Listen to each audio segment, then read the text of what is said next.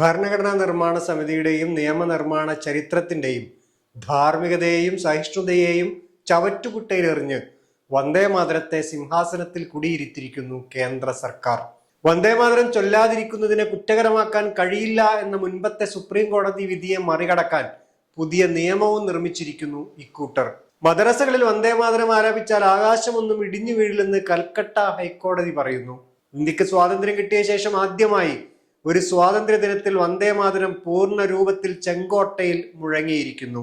തെരുവിൽ നാടിന്റെ യുവത്വം മെറ്റൽ പെല്ലറ്റുകളാൽ പരിക്കേറ്റ് ആശുപത്രികളിൽ അഭയം തേടിയപ്പോൾ തോന്നാതിരുന്ന വൈകാരികതയും സ്നേഹവും ആ ഗാനം കേട്ടപ്പോൾ തനിക്കുണ്ടായെന്ന് നമ്മുടെ പ്രധാനമന്ത്രി പ്രഖ്യാപിക്കുന്നു. സ്വാഗതം ഇന്ത്യ സ്കാനിലേക്ക്.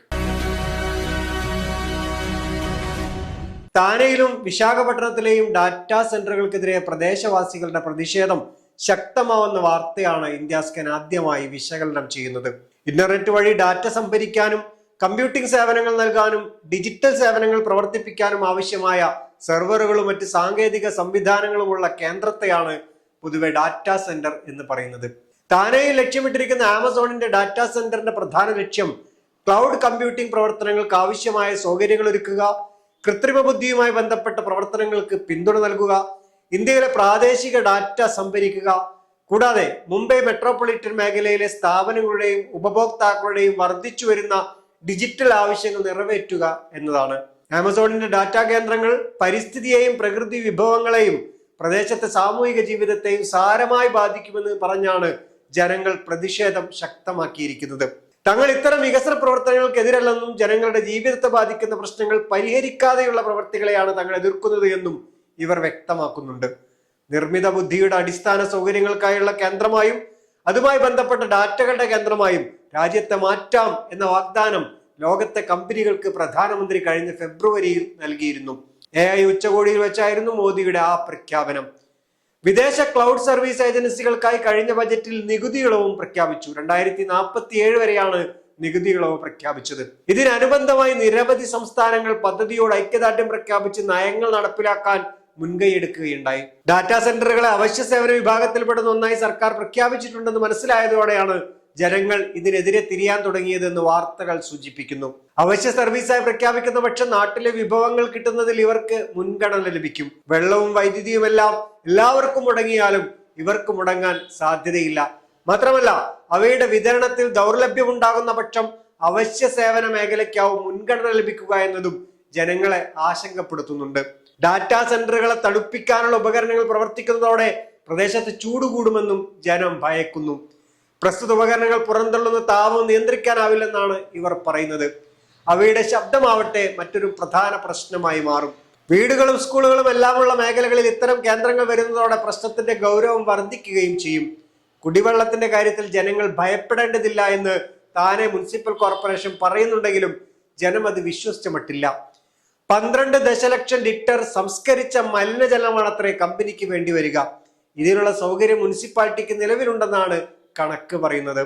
തങ്ങളുടെ കേന്ദ്രങ്ങൾ തണുപ്പിക്കുന്നതിന് വെള്ളം ഉപയോഗിക്കുന്നില്ലെന്നാണ് ആമസോൺ അഭിപ്രായപ്പെടുന്നത്. എല്ലാ പാരിസ്ഥിതിക പ്രശ്നങ്ങളും പരിഹരിച്ചേ തങ്ങൾ ഇത്തരം കേന്ദ്രങ്ങൾ നിർമ്മിക്കുകയുള്ളൂ എന്നും ഇവർ വാദിക്കുന്നുണ്ട്. അതേസമയം ലോക സാമ്പത്തിക ഫോറത്തിന്റെ കണക്കുകൾ വെച്ച് നോക്കുമ്പോൾ വൻതോതിൽ ജലം ഈ സെന്ററുകൾ ഊറ്റിയെടുക്കുമെന്നാണ് ജനം പറയുന്നത്. ലോകത്തിന്റെ വിവിധ ഭാഗങ്ങളിൽ ഇത്തരം സെന്ററുകൾക്കെതിരെ പ്രക്ഷോഭങ്ങൾ തുടരുന്നത് പ്രകൃതി വിഭവങ്ങളുടെ ചൂഷണം വൻതോതിൽ നടത്തിയത് കൊണ്ടാണത്രേ.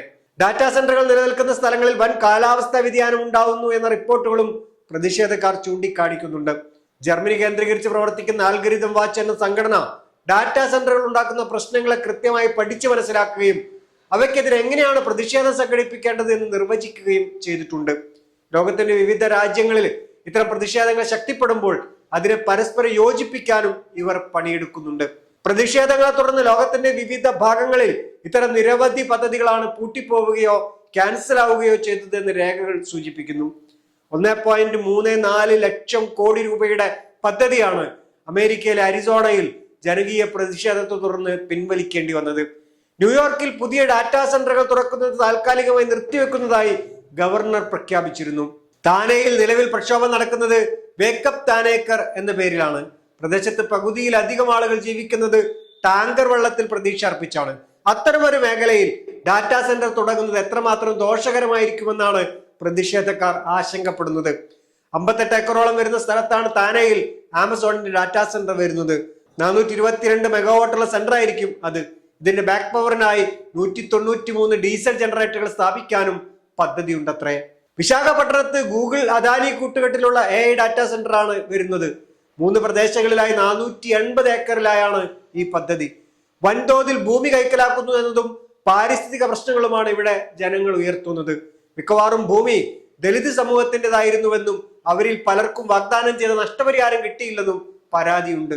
ഇതിനു പുറമെ ഒരു തരത്തിലുമുള്ള സാമൂഹിക സാമ്പത്തിക ലാഭമില്ലാത്ത ഈ പദ്ധതിക്ക് വേണ്ടി എന്തിനാണ് 22,000 കോടി രൂപയുടെ നികുതി ഇളവ് നൽകുന്നത് എന്നും ജനങ്ങൾ ചോദിക്കുന്നുണ്ട്. കർണാടകയിലെ കോൺഗ്രസ് സർക്കാരും RSSും തമ്മിലുള്ള പോരിന് പുതിയ മാനം നൽകി പൊതുസ്ഥലത്ത് പരിപാടികൾ നടത്തുന്നത് സർക്കാർ സമ്മതം വാങ്ങിയിരിക്കണമെന്ന് നിബന്ധന വെക്കുന്ന നിയമത്തിന് അംഗീകാരം നൽകി നിയമസഭ. നേരത്തെ ഇത്തരത്തിലൊരു നടപടിക്ക് സർക്കാർ മുതിർന്നിരുന്നുവെങ്കിലും മൗലികാവകാശങ്ങളുടെ പേര് പറഞ്ഞ് കോടതി അതിന് തടസ്സം നിൽക്കുകയായിരുന്നു. RSSന്റെ പരിപാടി തടസ്സപ്പെടുത്തിയ ചിറ്റാപ്പൂർ തഹസീൽദാർ നടപടി വിവാദമായിരുന്നു. നേരത്തെ അനുമതി തേടിയില്ലെന്ന ന്യായമായിരുന്നു അദ്ദേഹം ഉയർത്തിയിരുന്നത്.